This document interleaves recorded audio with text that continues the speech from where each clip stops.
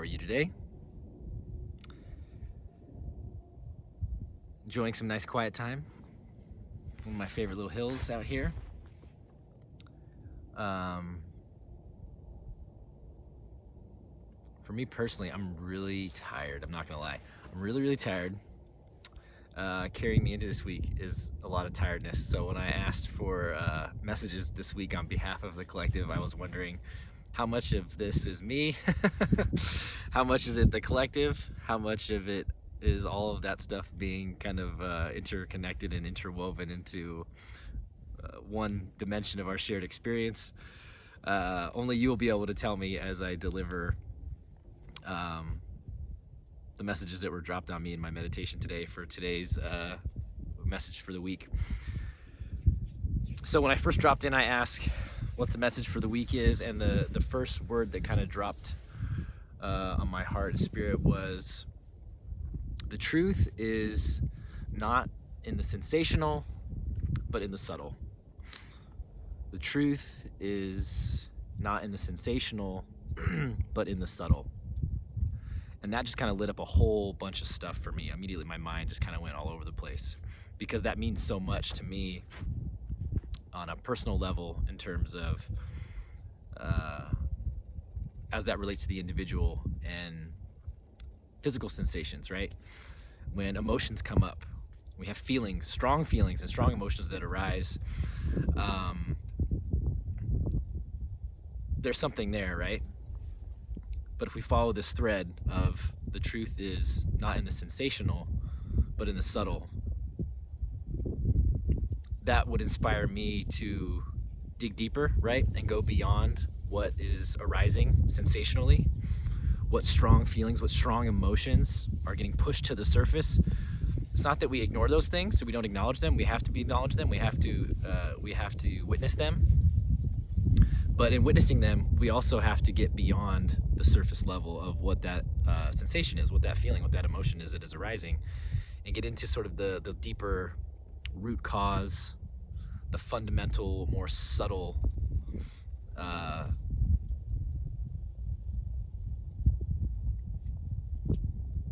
gonna call it an issue, cause, right?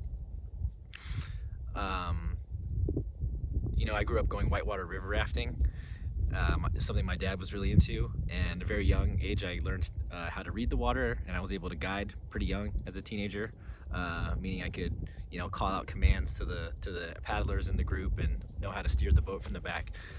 And what this truth being not in the sensational but the subtle means to me, what came to mind was, if you ever watch a river flow, we could watch a stream. It's maybe a little easier to observe this. But if you watch a stream or a river flowing and you look at a rapid and you see like these big choppy waves and these banks, and there's whitewash crashing on the other thing, one on the other, and it can just look real messy. And the reality is that all that is very, very tumultuous, right? It can look pretty scary, pretty hairy. And the way that you learn how to navigate water like that, if you're a whitewater river rafter, or if you're an emotional, spiritual journey seeker and you're navigating the choppy waters of emotion, you recognize you have to kind of understand the way that water works and what are the root causes of the activity of the water.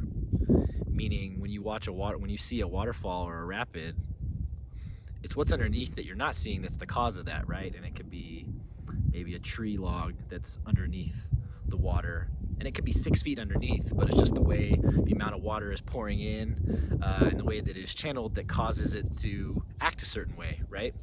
And that could be many feet down below the surface, but it's just like this little hump. It could be a boulder or a rock, right? These are the things that cause rapids and bumps. But that's the truth of what's going on, right? So it's like the rapid is kind of the sensational activity of what's going on in the water. But to really understand what's going on and to really understand the cause and get to the truth of the entire picture, we have to go deeper and look below the surface and look at the rocks and the boulders, the geography and the way that the channel has been carved out, to really get an understanding of the flow of that water in that rapid and why it's doing and acting the way that it's doing. So just an interesting little kind of a natural metaphor that kind of came to my mind. Um,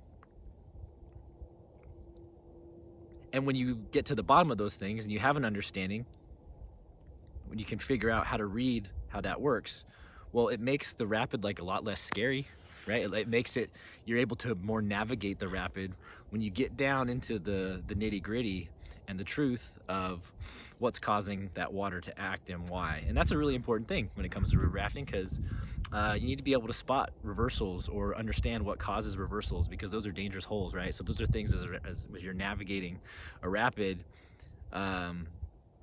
it's really important to study, the river or the run, and to have an understanding of what's causing the rapids and why, which is really why it's really great to be familiar with an area. Like, you want to see how the water runs at a low level and at a high level, because that gives you this full picture, right, of what's going on. So if you understand what's happening when the water's low, because you can see all the stuff underneath that causes the water to act a certain way, well, when it gets a high level, you have a much better understanding of how to run that rapid in a safe way. Does this make sense?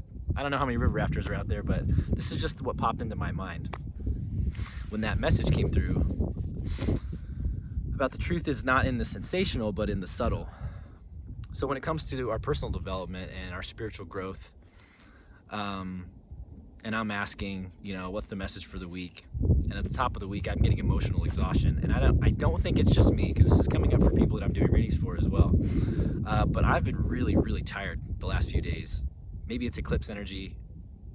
We're, coming out of the Scorpio season, moving into Sagittarius.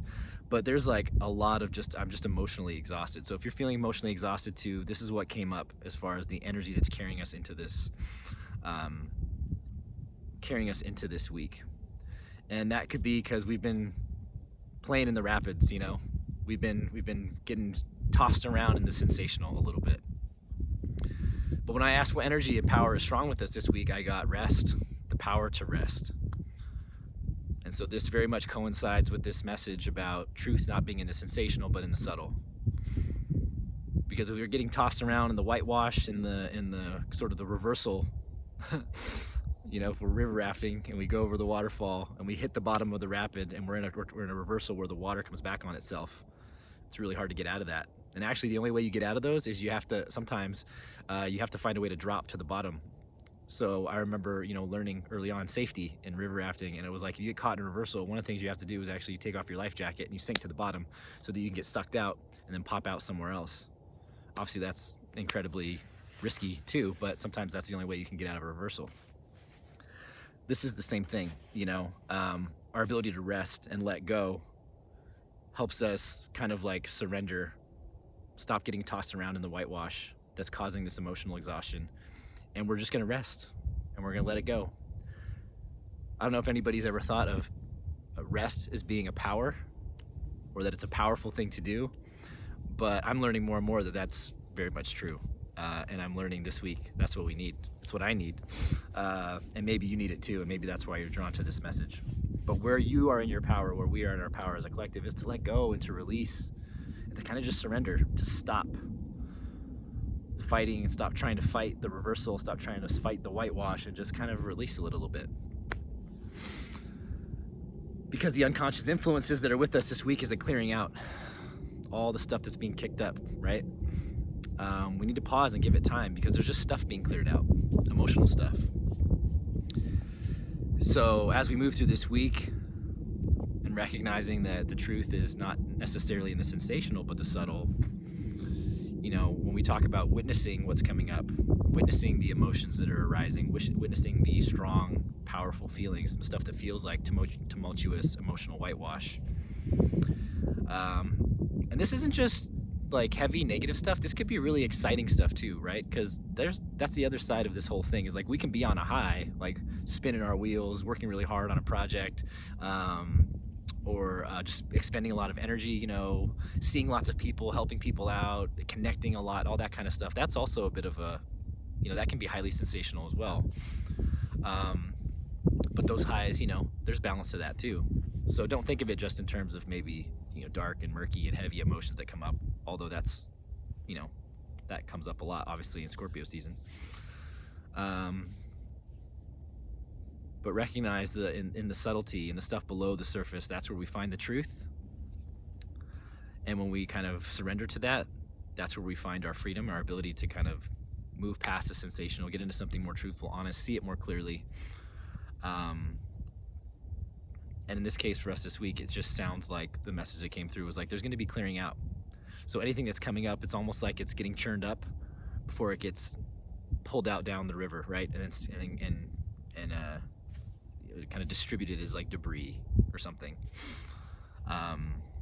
It's going to get broken up, dissolved, and it's not going to be a thing anymore.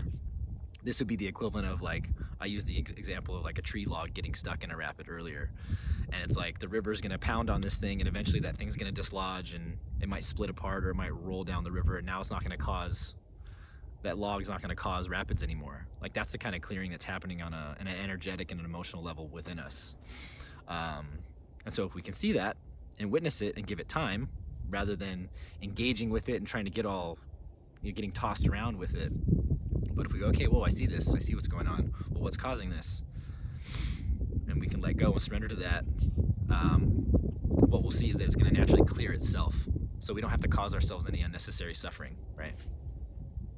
And I think that's a big thing right now. No unnecessary suffering. So recognize and witness the sensational, but recognize that the truth is deeper than that. And as far as where we're going as we head out at the end of the week,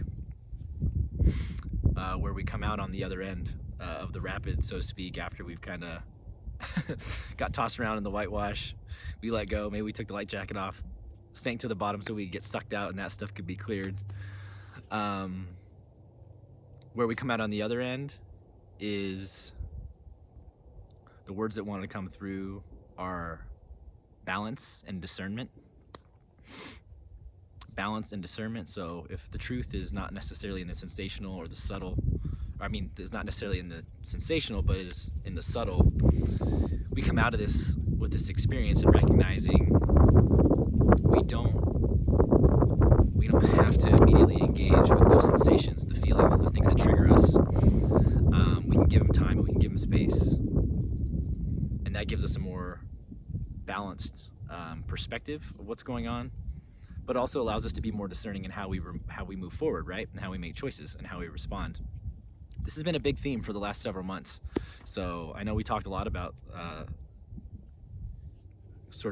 choosing, taking action, choosing, responding. And so our choices last week might have brought up some stuff. They may have been driven by old things, they may have been driven by new things, and it might have brought up some stuff for us emotionally. And then this week we get to kind of see, we get to witness in a conscious way I don't want to use the consequence, the cause and effect of that, right? And this is life. This is the process. This is the process of conscious living, of really being able to make a choice, and then being wise enough to try and to just watch how that choice unfolds, what it kicks up, what it churns up, and giving time and space to really witness that, so you can see it truthfully. We can get beyond just the sensational stuff and say, okay, I really see what's going on here, and that gives us new information to make a new choice in a more balanced way. And because there's more information, there's more wisdom, and it's a more balanced perspective, well, we make a new choice from that new perspective, right? To me, this is how this process of sort of conscious creation or conscious living has revealed itself. It is a process it's the creative process of trial and error. You have an idea, you give the idea a try, you see how it worked. Honestly, you try to view it very honestly, you get to the truth of it. Again, that's in the subtleties. Did it work or did it not work? If it worked, why did it work? If not, why didn't it work? And basically, is this getting me closer to what I'm consciously trying to create? Yes or no? And just learning to become sort of an explorer and an experimenter in that way. You're stepping into conscious creation. So if you're feeling a little emotionally exhausted from the ramifications of the last week or so, maybe some stuff that got kicked up, know that the power with you this week is to rest, to allow things to clear out, and then to move forward in a more conscious manner by the end of the week. There you have it, folks. Thanks for joining me. Have a great day. See ya.